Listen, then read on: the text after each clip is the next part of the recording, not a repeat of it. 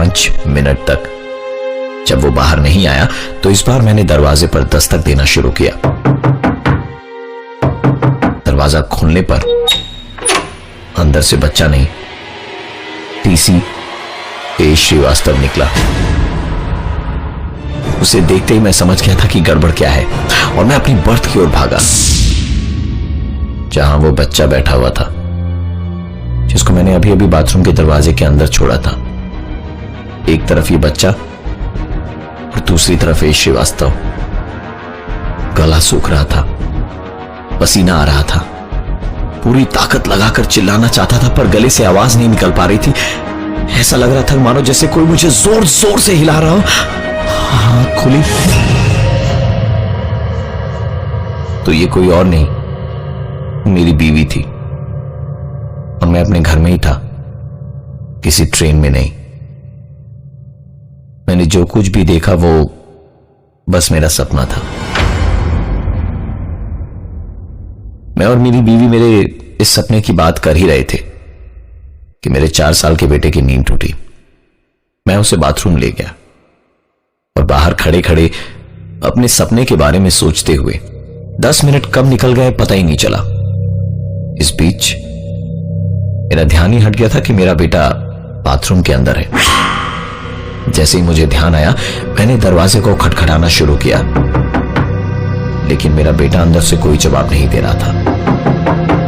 मैंने और जोर जोर से दरवाजे को खटखटाना शुरू किया और इसी खटखट से मेरी नींद टूटी और देखा तो पाया कि मैं घर पर नहीं, ट्रेन में ही था।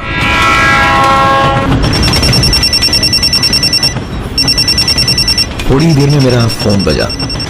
देखा तो फोन मेरे घर से था। जब मैंने उठाया तो दूसरी तरफ से सिर्फ रोने की आवाजें आ रही थी। ये मेरी बीवी की आवाज थी। मैं चिल्ला चिल्ला कर उससे पूछ रहा था कि तुम क्यों रो रही हो, आखिर हुआ क्या है। लाइन डिस्कनेक्ट हो गई क्योंकि मेरा फोन नेटवर्क कवरेज एरिया से बाहर चला गया था। मैं बार बार उसे फोन मिलाने की कोशिश कर रहा था पर फोन लग ही नहीं रहा था क्योंकि नेटवर्क था ही नहीं। इधर मैं ऑलरेडी बहुत परेशान था और दूसरी परेशानी मेरे ठीक बगल में खड़ी थी और मुझसे पूछ रही थी, अंकल मेरे पापा मिले या नहीं।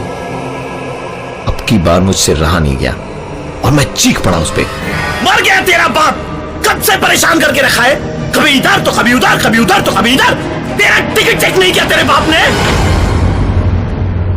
तभी पीछे से आवाज आई, मैं ही हूं इसका बाप, ए श्रीवास्तव।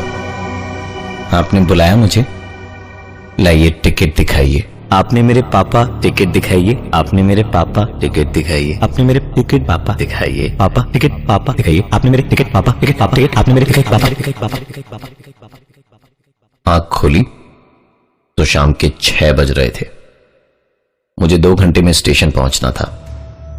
दरअसल मेरे साथ ये जितने भी हादसे हुए वो सब मेरे सपने के अंदर एक सपना था, एक ऐसा सपना जो मुझे सच लग रहा था।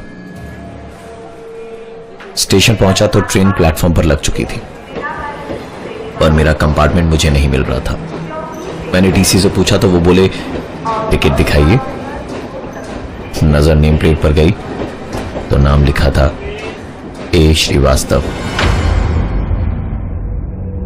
अपने सपने को अपनी आंखों के सामने देखकर वही इंसान, वही चेहरा, वही नेम प्लेट, ए श्रीवास्तव।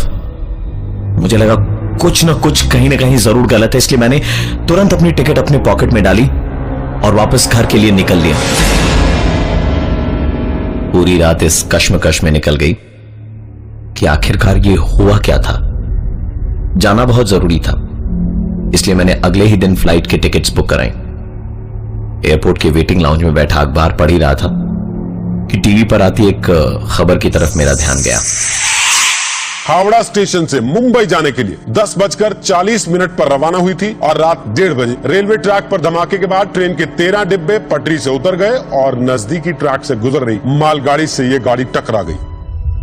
नीचे स्क्रोल में मरने वालों के नाम में एक नाम ए श्रीवास्तव का भी था।